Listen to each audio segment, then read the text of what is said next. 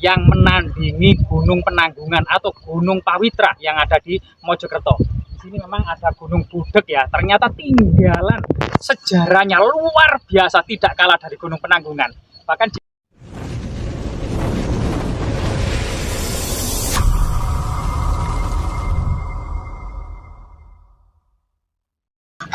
jadi sebelum kita memasuki area suci ini ya, terlebih dahulu kita coba mengorek-ngorek dan menggali apa itu agama Karesian. Kenapa dibedakan dari para penganut Siwah Siddhanta dan Buddha Mahayana? Kenapa jika penganut Siwah Siddhanta di bawah pejabat tinggi agama Dharma Daksaka Saiwan, penganut Buddha di bawah naungan Dharma Daksaka Sogatan, dan para penganut Resi di bawah naungan pejabat tinggi agama Menteri Haji? Nanti kita bedah satu persatu. Ada pinter.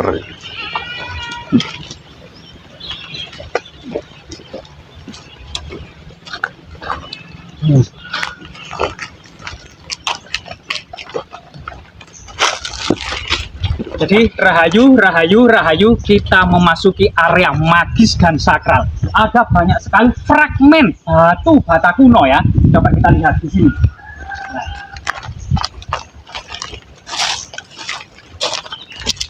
Jadi di lokasi ini kita bisa akan melihat ada semacam struktur punden berundak-undak, sebagaimana kemudian situs-situs yang ada di Gunung Penanggungan atau Pawitra. Ada gua pertapaan, ada altar pemujaan, dan ada persajian-persajian lainnya ya, yang diduga bahkan di dalam tanah ini yang diduga belum pernah diekskavasi ada semacam istana terpendam.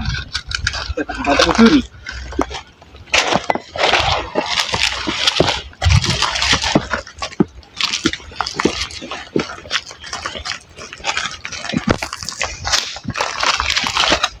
Nah, di sini kita akan mendapati sebuah struktur ya, seperti percandian atau mungkin juga punden berundak-undak atau teras berundak-undak, sebagaimana kemudian situs-situs pada zaman era Kerajaan Majapahit, termasuk kemudian altar-altar pemujaan gitu ya, sebagaimana memang ciri-ciri Karesian ini nampak.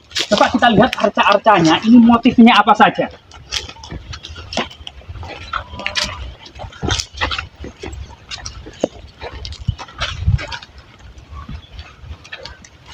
Jadi rahayu wong wilahing sekaring jagat bawana langgeng sekaring kacang sekaring mayang mbah putunipun sowan untuk kemudian mengungkap sejarah yang ada di lokasi ini ya. Jadi di depan kita ini ada beberapa fragmen arca yang sangat luar biasa sekali gitu ya. Jadi diduga arca ini adalah fragmen Dwarapala ya, ada dua, samping kiri dan samping kanan. Dwarapala merupakan guardian atau penjaga pintu gerbang, atau juga menjaga atau membatasi gitu ya aura-aura negatif dengan aura-aura yang tersuci atau aura-aura positif yang ada di dalamnya. Termasuk ada fragmen-fragmen arca yang diduga ini sifatnya adalah Buddhis ya, agama Buddha. Nah ini, atau mungkin juga fragmen-fragmen yang bersifat Karesian ya. Nah inilah salah satu arca itu yang diduga juga merupakan arca raksasa gitu ya. Nah terlihat pusarnya, pusakanya dan lain sebagainya gitu ya. Nah ini banyak sekali yang diduga langgamnya ini adalah era Kerajaan Majapahit. Termasuk kemudian sebenarnya di sini ada makam yang diduga makam Resi Pertapa, yang juga di dalamnya penuh dengan balok-balok batu candi, batu bata merah punah, namun sampai saat ini itu dikunci atau digembok. Jadi mungkin kita bisa menengok dari luar ya, karena kondisinya adalah digembok. Nah, rahayu. Nah, ini kemudian ada makam seorang petapa ya pada masa lalu yang kemudian dimakamkan di sini, atau orang sakti pada masa Kerajaan Majapahit. Ternyata makamnya terbuat dari struktur batu bata kuno era Kerajaan Majapahit. Ternyata ini ada dua gitu ya, ada kiri dan kanan, dan bahkan yang ada di kiri ini batu batanya penuh dengan motif, ada antefik, ada hiasan sulur gelung, ada pinggiran-pinggiran yang diduga merupakan bagian dari struktur percandian pada masa kuno ya, pada masa Kerajaan Majapahit. Jadi kita bisa akan melihat ya batu batanya di sini, sebagian besar ada pinggiran-pinggiran, fragmen-fragmen dan antefik yang diduga dahulunya ada semacam candi besar. Nah ternyata salah satu kameramen kita itu sakti gitu ya, sudah digembok langsung bisa masuk. Jadi kita akan bisa secara detail mengunjungi termasuk berziarah di lokasi ini.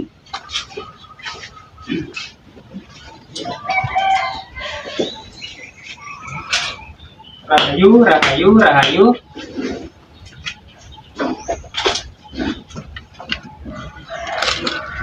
Nah, di sini ada sesuatu yang sangat luar biasa sekali ya. Nah, bisa juga disebut ini makam bercahaya gitu ya. Karena memang memantulkan cahaya. Ada cerita tutur yang berkembang di masyarakat. Makam ini sangat istimewa itu karena pada malam-malam tertentu ini mengeluarkan cahaya. Mungkin yang dimaksud adalah cahaya Andaru yang diburu para pejabat untuk kemudian sebagai restu dari leluhur ya dalam menduduki tahta tertentu atau jabatan tertentu. Dan di sini ada dua ya, kiri dan kanan. Dan ini masyarakat menyebutnya juga makam pertapa atau makam resi ya pada era kerajaan Majapahit. Bahkan ada semacam sesaji yang ada di pojok gitu ya, ancak, bunga-bunga wewangian sebagai sekar. Perdupaan juga banyak ya di lokasi ini. Dan ini sangat luar biasa sekali ya. Jika mungkin bisa keliling untuk mengetahui secara detail dan bagaimana kemudian makam-makam ini dibuat. Ternyata semua materialnya ini adalah menggunakan batu bata kuno. Namun sampai saat ini kita tidak mendapati nisan ya. Tadi ini sangat sesuatu yang unik. Seperti kemudian batu bata itu seperti gunungan atau meru tanpa adanya nisan atau maesan ya, maesan. Maesan biasanya maesan kepala atau kaki, yang di situ juga nggak ada. Biasanya berbentuk makara, kurung kurawal atau kemudian gunungan segitiga tumpal, dan kita tidak mendapati. Dan di sini cuma semacam batu bata kuno yang ditumpuk seperti gunungan atau meru ya. Yang gunungan atau meru itu juga merupakan sebuah tempat untuk bersemayamnya arwah-arwah leluhur, termasuk tempat bersemayam dewa-dewa. Dan kita lanjutkan ya untuk kemudian menggali di lokasi lainnya selain kemudian keberadaan makam orang sakti atau pertapa ini.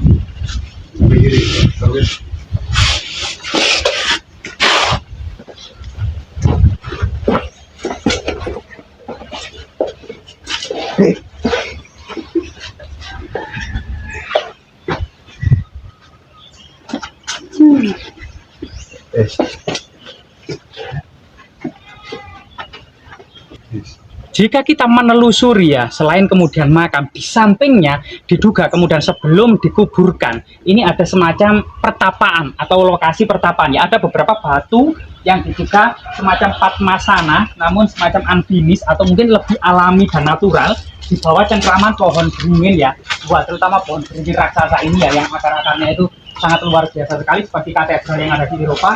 Nah, di sini ada semacam tempat duduk ya, tempat duduk para pertapa. Nah ini ada beberapa, 1, 2, 3 ya. Bahkan ada dikelilingi oleh balok-balok batu candi yang sebagian besar kemungkinan masih terpendam di dalam tanah. Jadi semacam ini seperti balok-balok batu candi ya, yang sebagian kemungkinan masih terpendam di dalam tanah, termasuk batu bata kuno di bawah makam ini juga ternyata sangat banyak dan melimpah dan sangat kaya sekali.